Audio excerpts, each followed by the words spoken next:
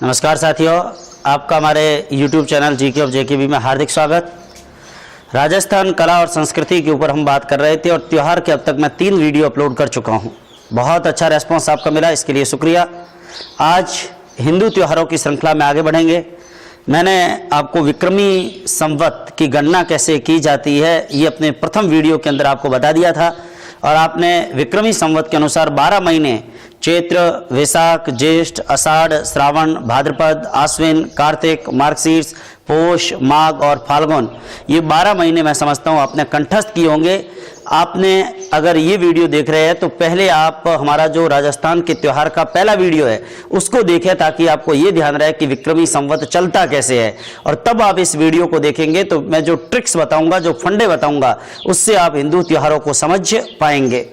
विद्यार्थियों, राजस्थान के अंदर जो हिंदू त्योहार मनाए जाते हैं उन पर हम बात करें उससे पहले अगर आपने हमारे चैनल को शेयर, सब्सक्राइब नहीं किया है तो नीचे लाल रंग में सब्सक्राइब लिखा है, वो सब्सक्राइब को क्लिक कर ले और एक बेल आइकन दिया हुआ है, उस बेल आइकन को जो है वो क्लिक करें, जिससे आपको हर नोटिफिकेशन मिलता जाएगा। जब भी हम कोई वीडियो अपलोड करेंगे आप घर बैठे फ्री डिजिटल गाइडेंस का लाभ जो है वो उठा सकते हैं। ध्यान दीजिएगा, मैं राजस्थान के अंदर हिंदू त्योहारों की श्रृंखला को आगे बढ़ा रहा हूं और राजस्थान के हिंदू त्योहारों की श्रृंखला को आगे बढ़ाऊं।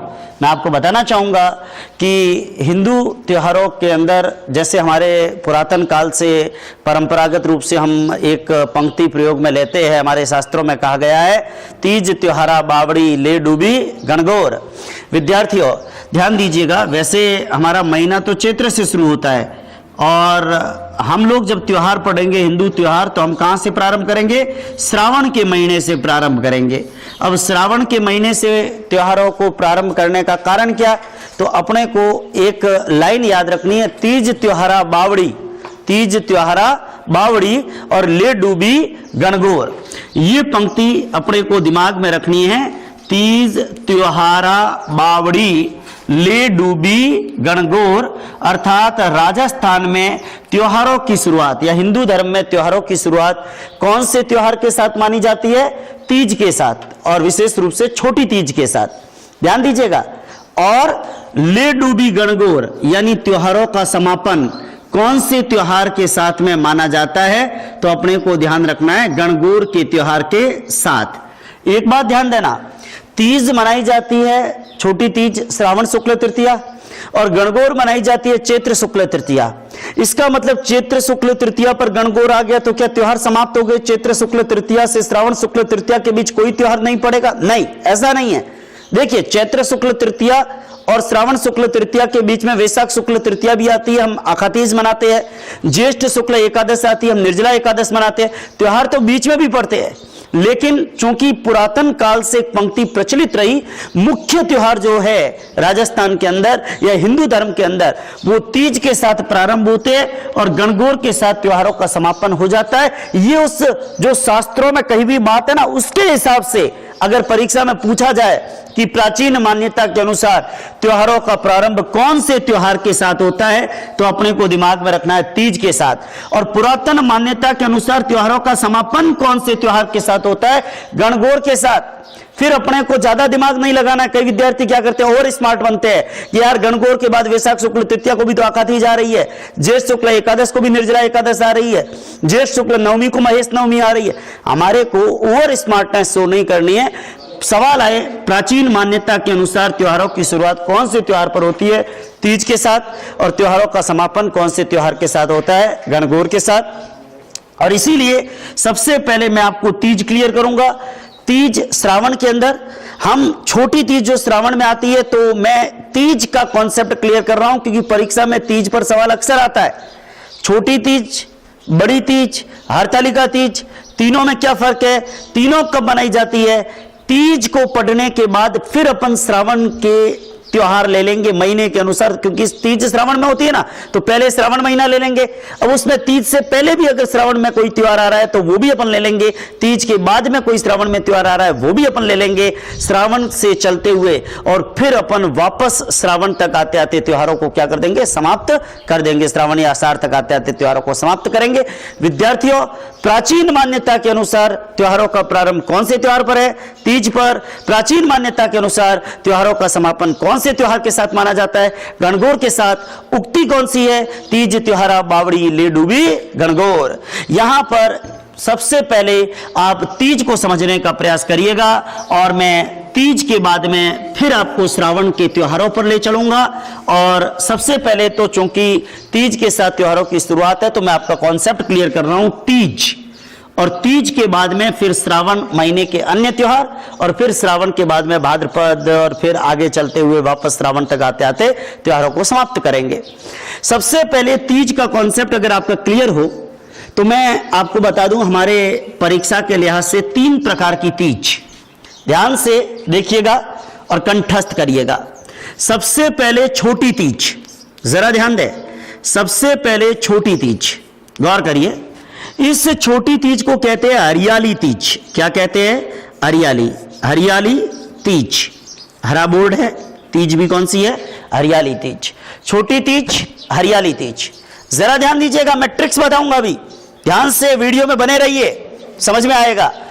छोटी तीज या हरियाली तीज। दूसरे नंबर पे अपने को ध्यान रखना है, बड़ी तीज कह दो, चाहे बूढ़ी तीज कह दो, चाहे सातुड़ी तीज, क्योंकि सत्तू खाए जाते हैं, सातुड़ी तीज।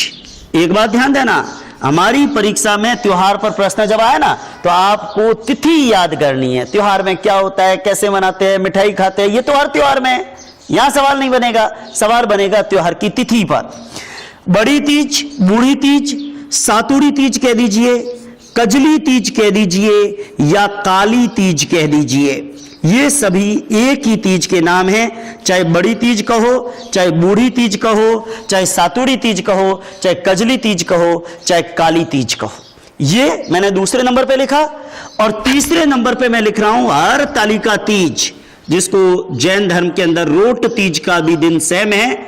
तीसरा हरतालिका तीज, जैन धर्म के अंदर रोट तीज कहते हैं। ये तीसरे प्रकार की तीज।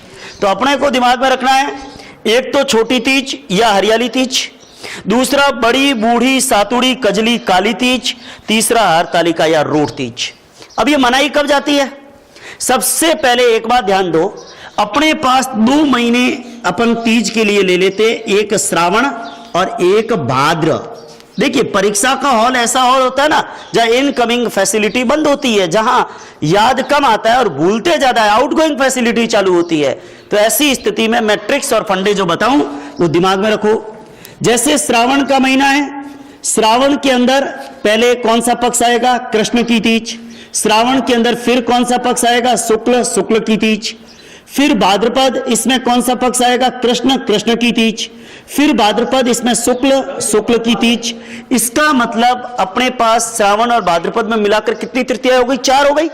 श्रावण के कृष्ण की तृतीया, श्रावण के शुक्ल की तृतीया, भाद्रपद के कृष्ण की तृतीया और भाद्रपद के शुक्ल की तृतीया।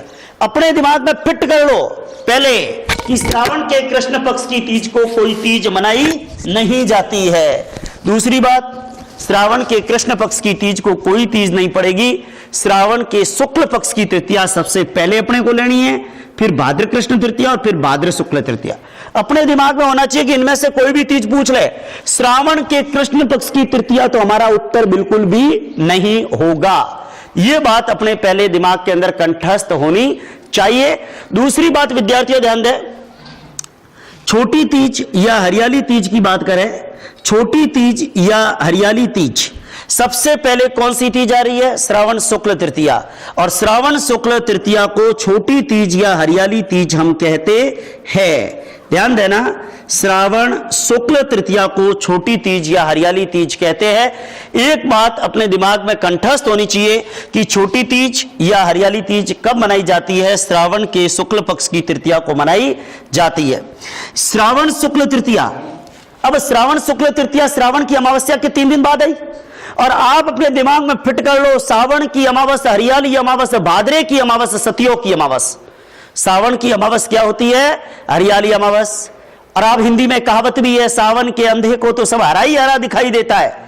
तो सावन के अंधे को हरा ही हरा दिखाई देता है, यानी सावन की अमावस्या कैसी अमावस्या? हरियाली अमावस्या। और सावन की अमावस्या हरियाली अमावस्या, तो हरियाली अमावस्या के जस्ट बाद तीसरे दिन तीज आ रही है, इसलिए इसका नाम क्या हो गया? हरियाली तीज। सबसे पहले आ रही है, इसलिए नाम क्या हो गया? छोटी तीज। छोटी तीज, छोटों को अपन पहले नंबर देते हैं, छोटों को पहले नंबर दिया, छोटी तीज। हरियाली अमावस्या के 3 दिन बाद, इसलिए हरियाली तीज। और सावन के अंधे को हरा ही हरा दिखाई देता है, यानी कि सावन की अमावस्या हरियाली अमावस्या के 3 दिन बाद श्रावण शुक्ल तृतीया। अब श्रावण की शुक्ल तृतीया को हरियाली तीज या छोटी तीज हो गई। ध्यान दे, तीज त्योहार बावड़ी लेडूबी गणगौर, तो श्रावण शुक्ल तृतीया यानी छोटी तीज के साथ त्योहारों का प्रारंभ माना जाता है। त्योहारों, हालांकि इससे पहले नाग पंचमी का त्योहार श्रावण कृष्ण पंचमी आ रहा, वो अपन तीज पूरी पढ़ने के बाद सावन के दूसरे त्योहार भी पढ़ेंगे। बड़ी तीज, बूढ़ी तीज, सातुड़ी तीज, कजली तीज, काली तीज।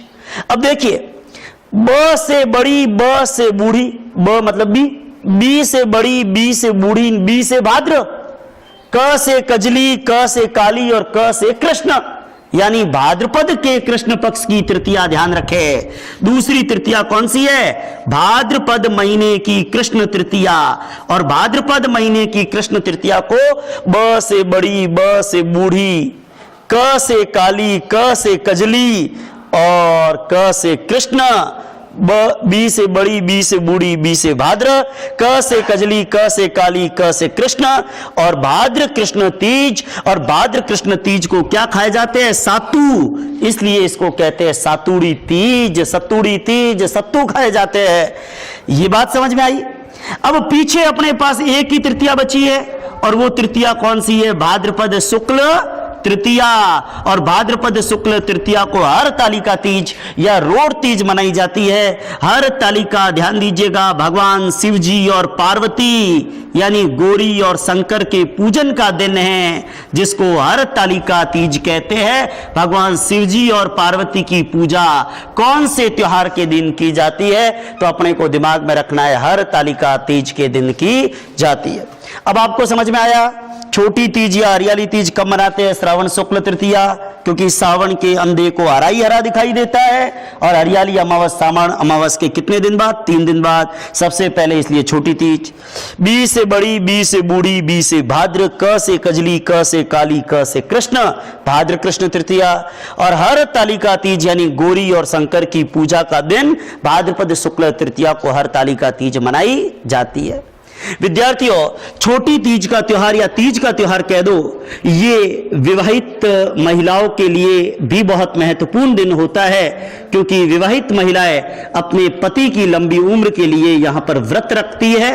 विद्यार्थियों, आपको जानकारी हो, कहते हैं कि विवाहित स्त्रियां अपने पति की दीर्घायु के लिए, जैसे भारत में करवा चौथ का प्रचलित त्योहार है, वैसे ही राजस्थान के अंदर तीज पर भी विवाहित महिलाएं अपने पति की लंबी उम्र के लिए व्रत रखती है।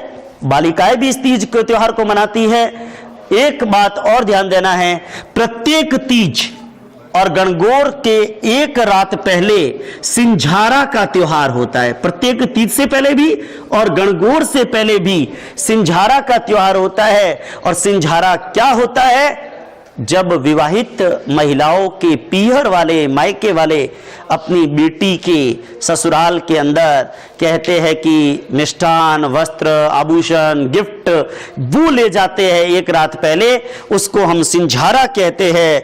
आपको जानकारी हो, विवाहित महिलाओं के मायके वाले उसके ससुराल में जो है वो मिष्ठान, वस्त्र आदि भेजते हैं। इस पर्व को जो तीज और गणगौर से एक रात पहले होता है, इसको क्या कहते हैं? सिंझारा कहते हैं।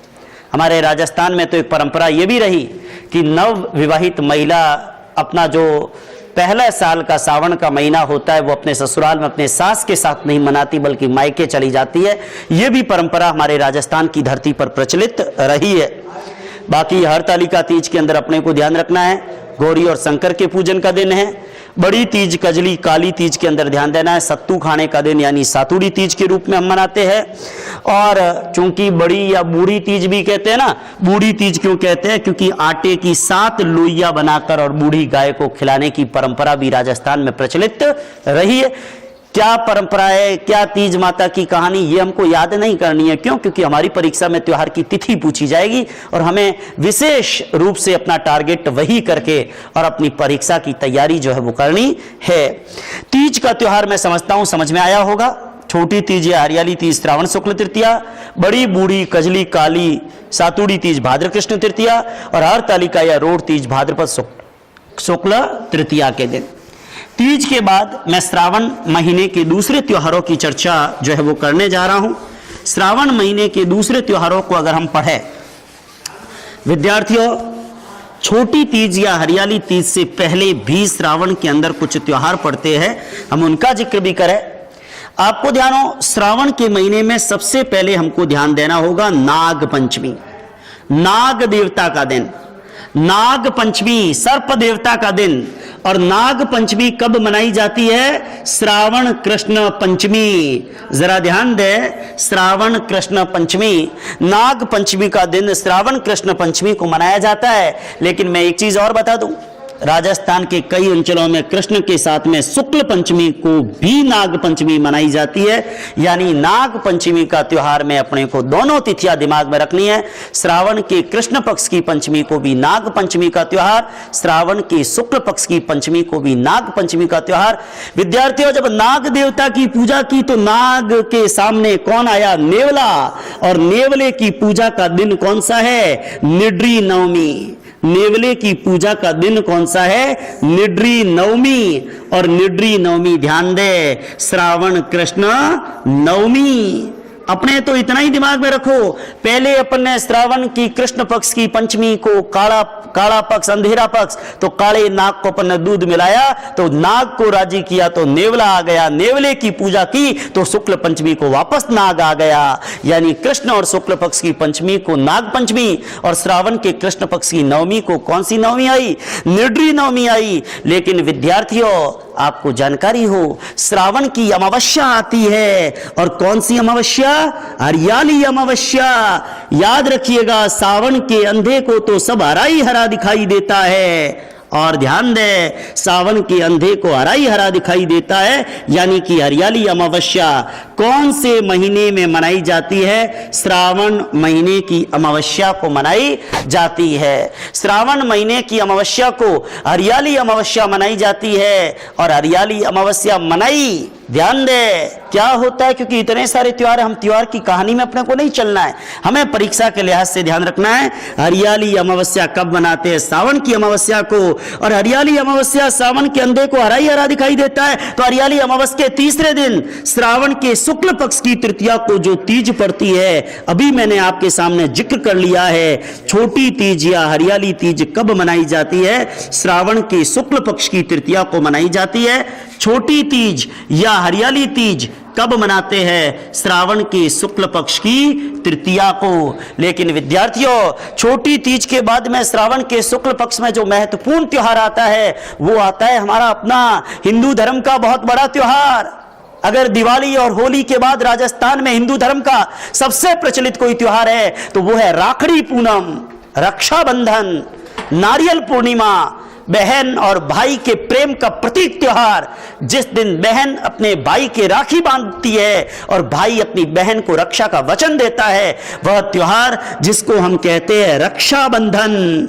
विद्यार्थियों ध्यान दीजिएगा, रक्षाबंधन कह दीजिए। और बहन भाई को राखी बांधती है, साथ में नारियल, लीला नारियल देती है। नारियल नहीं तो गोटा, कोपरा कुछ भी दे दे। नारियल पूर्णिमा कब मनाई जाती है? श्रावण महीने की पूर्णिमा। जब मैं 15 लिखता हूं ना तो कृष्ण शुक्ल लिखने की जरूरत नहीं, 15 का मतलब ही पूर्णिमा होता है। अमावस को तो 30 लिखते हैं। ध्यान दे, श्रावण महीने की पूर्णिमा को रक्षाबंधन या नारियल पूर्णिमा, बहन और भाई के प्रेम का प्रतीक त्योहार, ये रक्षाबंधन का त्योहार श्रावण मास की पूर्णिमा के दिन मनाया जाता है। विद्यार्थियों, रक्षाबंधन के दिन हम संस्कृत दिवस भी राजस्थान में मनाते हैं। सवाल आ जाए, राजस्थान में संस्कृत दिवस कौन से त्योहार के दिन मनाया जाता है, तो अपने को ध्यान रखना है। संस्कृत दिवस रक्षाबंधन के दिन मनाया जाता है। राजस्थान में राखड़ी पूनम, नारियल पूर्णिमा जब होती है, हम संस्कृत दिवस को भी यहां पर मनाते हैं। मैं समझता हूं श्रावण महीने के त्योहार आपको समझ में आए होंगे, और कोई कंफ्यूजन हो आप इस वीडियो को एक बार वापस शुरुआत से देखेंगे तो आपका रिकैप भी हो जाएगा। जरा ध्यान दें, श्रावण महीने के बाद में मैं दूसरा महीना ले रहा हूं त्योहारों की श्रृंखला में, भाद्रपद महीना। और भाद्रपद महीना त्योहार याद करने के लिए एक सीक्वेंस में, क्रम से अगर चलोगे तो दिमाग के अंदर बैठ जाएगा। सबसे पहले तो भाद्रपद महीने के अंदर ध्यान दें, भाद्रपद महीने के अंदर मैं अगर त्योहारों की बात करूं, सबसे पहले कृष्ण तृतीया में चर्चा कर चुका हूं। कृष्ण तृतीया, भाद्रपद के कृष्ण पक्ष के त्योहार पहले ले रहा हूं। भाद्रपद के कृष्ण पक्ष की तृतीया को कौन सी तीज है? बड़ी तीज, बूढ़ी तीज, कजली तीज, काली तीज। एक बात मैं राजस्थान के मेलों में हालांकि बताऊंगा, अभी बीच में चर्चा कर लेता हूं। छोटी तीज का मेला राजस्थान में अगर पूछा जाए तो जयपुर का लोकप्रिय है, जबकि बड़ी, बूढ़ी, कजली, काली या सातुड़ी तीज का मेला राजस्थान में पूछा जाए तो बूंदी का फेमस है। याद रखो, बूंदी के लड्डू है, और बूंदी के लड्डू के बीच में छोटे छोटे काले काले इलायची के दाने, तो काले काले दाने मतलब बूंदी, और बूंदी के अंदर बड़ी या बूढ़ी तीज का मेला लोकप्रिय है। कृष्ण तृतीया भाद्रपद महीने की, बड़ी तीज, बूढ़ी तीज, कजली तीज, काली तीज। भाद्रपद महीने की कृष्ण छठ आएगी, और कृष्ण छठ को आएगी उब छठ। उब छठ, जरा ध्यान दे, उब छठ, जब तक चांद ना दिखे, जब तक महिलाएं अपना व्रत ना खोले, गौर करिएगा, तब तक वो क्या रहती है, खड़ी रहती है। आप आमतौर पे उपछठ के दिन महिलाओं को रात्रि में मंदिर के दर्शन करते हुए देख सकते हैं, ताकि जो है वो टाइम स्पेंड हो जाए और खड़े खड़े जो है उनका जो है ये व्रत भी पूरा हो जाए। ऊब छठ यानी भाद्रपद कृष्ण षष्ठी, और भाद्रपद कृष्ण षष्ठी ऊब छठ को किसका जन्मदिन है? बलराम जी, बलराम जी का जन्मदिन। ध्यान दीजिएगा, बलराम जी कौन? भगवान कृष्ण के बड़े भैया, दाऊ भैया।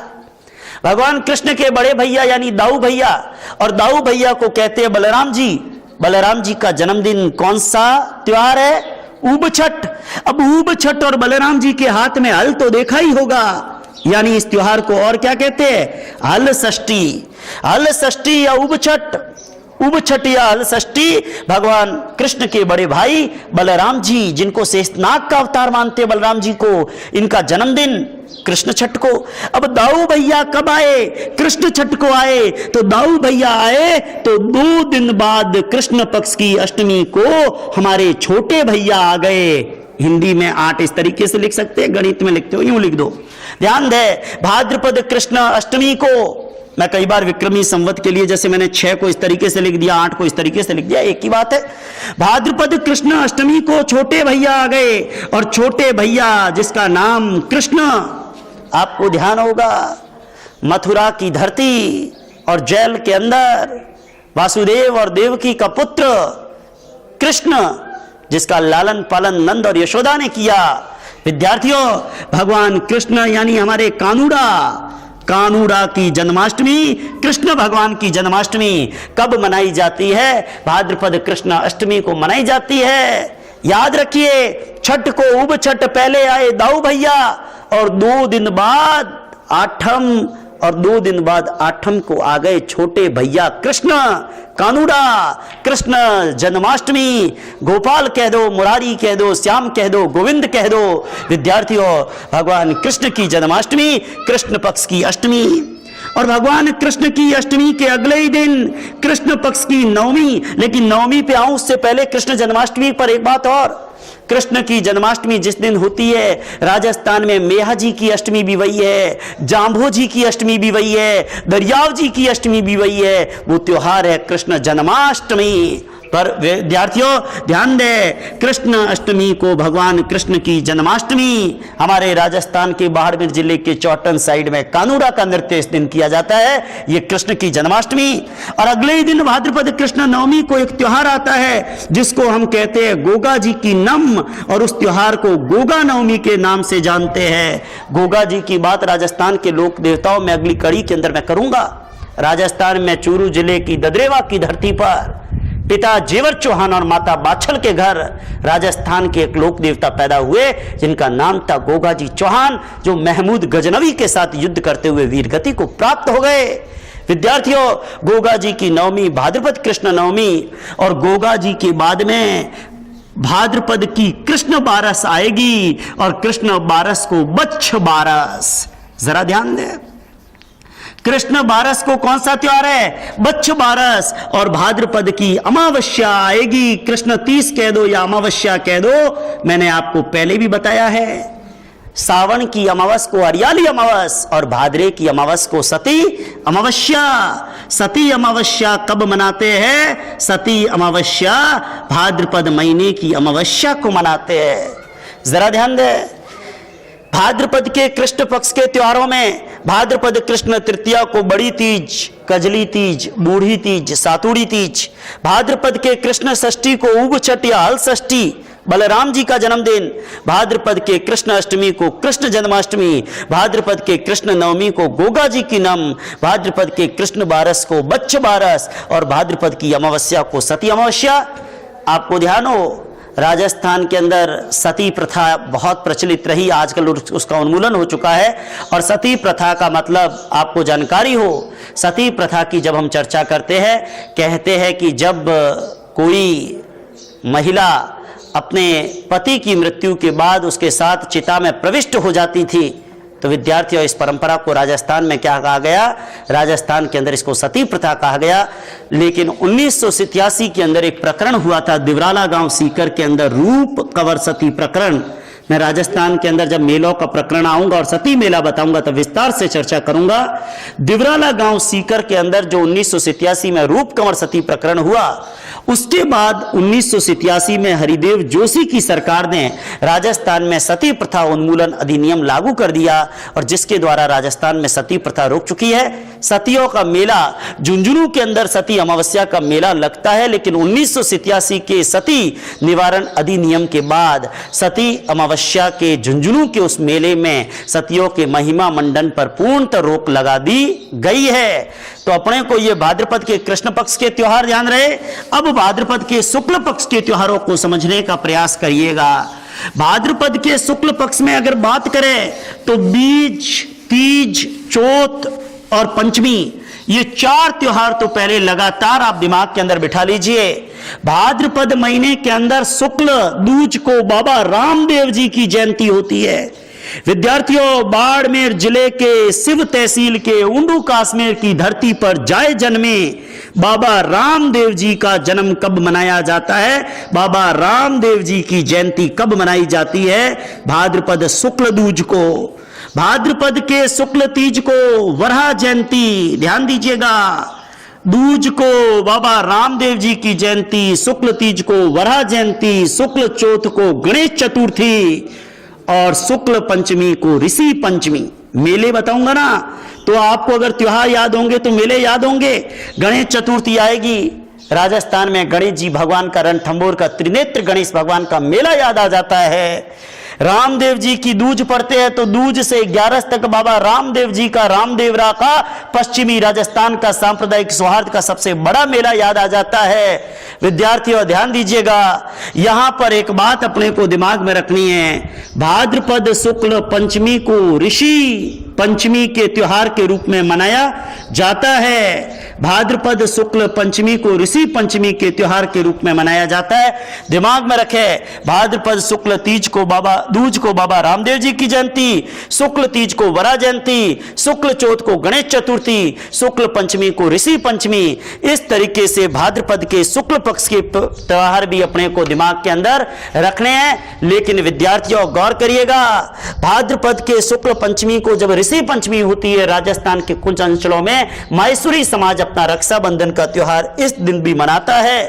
लेकिन भाद्रपद के शुक्ल अष्टमी, आप 4 त्योहार तो लगातार याद करिए। दूज को बाबा रामदेव जी की जयंती, तीज को वरा जयंती, चौथ को गणेश चतुर्थी, पंचमी को ऋषि पंचमी, 4 त्योहार लगातार।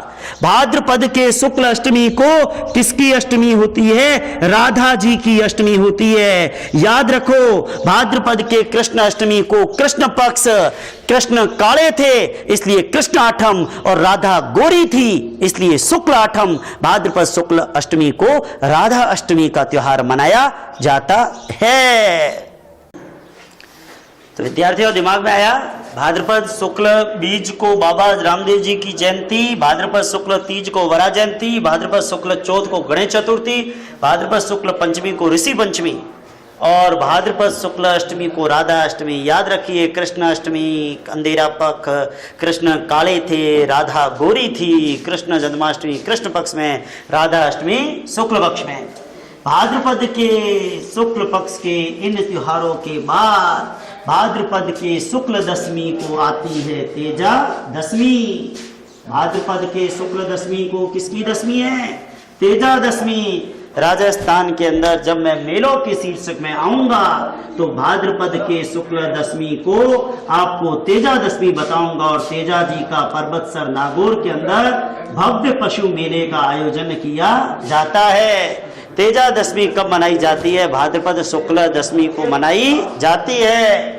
जरा ध्यान दें, भाद्रपद शुक्ल दशमी को तेजा दशमी। तेजा जी की बात जब आप आगे हम राजस्थान के लोक देवताओं में आएंगे, खरनाल नागौर के अंदर राजकुंवर और तहाड़ चाट के घर तेजा जी का जन्म हुआ। राजस्थान में धोलिया वीर के नाम से लोकप्रिय, जिन्होंने लाछा गुजरी की गायों को बचाने के लिए अपने प्राणों को आहूत कर दिया। राजस्थान के अंदर तेजा जी, जिनकी चर्चा होगी, भाद्रपद शुक्ल दशमी को मनाया जाता है। लेकिन अब एक वेरी इंपॉर्टेंट बात, भाद्रपद शुक्ल 11 को क्या होती है? देव झूलनी 11। भाद्रपद 11 को क्या होती है? देव झूलनी 11। अब देव झूलनी 11 आया हो ना, तो मैं आपको ट्रिक से बता रहा हूं, थोड़ा ध्यान से सुनिएगा। देव सैनी 11, देव झूलनी 11 और देव उठनी 11। ध्यान देना, ये कैसे याद करना है, इसका तरीका देखो आप। सबसे पहले मैं महीने लिख रहा हूं विक्रमी संवत के 12 महीनों के अकॉर्डिंग। चैत्र, वैशाख, ज्येष्ठ, और ज्येष्ठ के बाद में कौन सा महीना आएगा? आषाढ़। आषाढ़ के बाद में कौन सा महीना है? श्रावण। श्रावण के बाद में कौन सा महीना आएगा? भाद्रपद। भाद्रपद के बाद में आश्विन, और आश्विन के बाद में कौन सा महीना आएगा? कार्तिक। देखिए, चैत्र, वैशाख, ज्येष्ठ, आषाढ़, श्रावण, भाद्रपद, आश्विन, कार्तिक। उसके बाद में आप चाहे तो मार्गशीर्ष है, पोष है, माघ है, फाल्गुन है, ठीक है ना। वो 12 महीने में पहले लिखा चुका हूं, मैंने ट्रिक बताने के लिए शॉर्ट टर्म में लिखा है। सबसे पहले अपने को जब देव सैनी, देव झूलनी और देव उठनी 11 याद करनी हो, इतना दिमाग में रखो कि कार्तिक शुक्ल 11 से लेके और आषाढ़ शुक्ल 11 से वापस जब तक आएगी, उसके बीच में राजस्थान के अंदर सावे होते हैं, सगपन, सावे, मांगलिक कार्य वगैरह होते हैं। लेकिन आषाढ़ शुक्ल 11 जब आती है, जरा ध्यान दीजिएगा, आषाढ़ शुक्ल 11 जब आती है, हमारे पुरातन काल से एक परंपरा राजस्थान के अंदर प्रचलित रही कि आषाढ़ शुक्ल 11 के दिन विद्यार्थियों, मैं आपको बताना चाहूंगा, सभी देवता क्या हो जाते हैं? सो जाते हैं। सभी देवता नींद लेते हैं, सो जाते हैं। देवता सो गए। हम शादी करते हैं, मांगलिक त्योहार होता है, किसको साक्षी मानकर करते हैं? भगवान को साक्षी मानकर। और जब हमारा भगवान ही सो रहा है, जब हमारे देवता सो रहे हैं, तो हम किसको साक्षी मानकर फेरे ले? शादियां बंद। और आषाढ़ शुक्ल 11 को क्या शुरू हो जाता है? चातुर्मास, चौमासा। तो अपने को ध्यान रखनी है, आषाढ़ शुक्ल 11 को देवता सो गए, और देवता सो गए यानी कैसी एकादशी?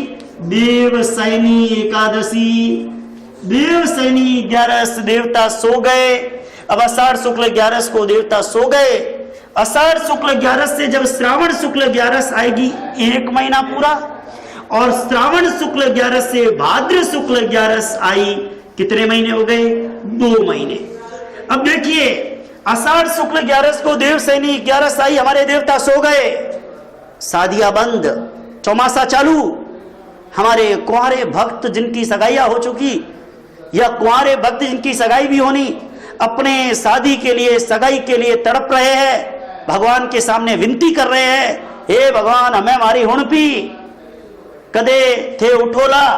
और आषाढ़ शुक्ल 11 से 2 महीने हो गए, भगवान को उठाने का प्रयास करते हैं। भक्त जाते हैं सुबह सुबह मंदिर के, जोरदार घंटे बजाते हैं और मंदिर के घंटे बजाते हैं। भगवान पे पानी, जैसे अपन सुबह 5 बजे सोए हुए होते हैं और अपने को उठाना हो, किसी को उठाना हो या अपने को कोई उठाता है, क्या करता है, पानी के छांटे, अपन भगवान पे पानी के छांटे फेंक के भगवान को उठाने का प्रयास करते हैं। यानी भगवान पे पानी के छांटे फेंक के, यानी कैसी एकादशी, जल और झूलनी। झूलनी क्यों, आपको ध्यान हो, आप भी कई बार मानस बनाते हो कि कल सुबह उठूंगा 5 बजे और पढ़ूंगा।